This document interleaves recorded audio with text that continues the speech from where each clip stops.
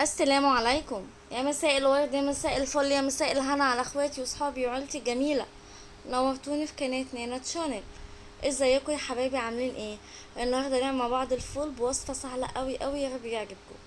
هنا معايا ربع كيلو فول كان منقوع طول الليل وصحيت، دلقت من عليه الميه وهحطه في حله الضغط، ومعايا ربع كوبايه عدس اصفر، ومعايا ربع كوبايه رز وزيت وخل.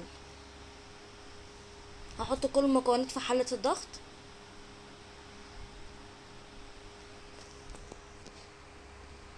ويا دوب هغطي وش الفول بس بالميه، وهقفل عليه الحله. مش هياخد يعني نص ساعه بالكتير قوي وهيكون استوى. واخواتنا اللي ما عندهمش حله الضغط يسووه على البوتاجاز عادي بنفس الطريقه.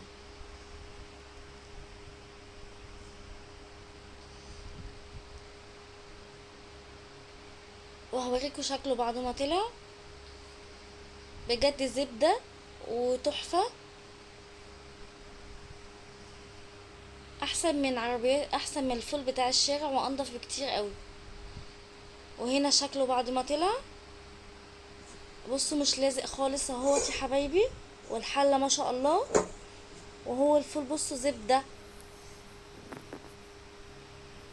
يا رب يعجبكم. ولو عجبتكم الوصفه ما تنسوش الاشتراك وتفعيل الجرس عشان يوصلكم مني كل جديد. اسيبكم في رعايه الله، مع السلامه.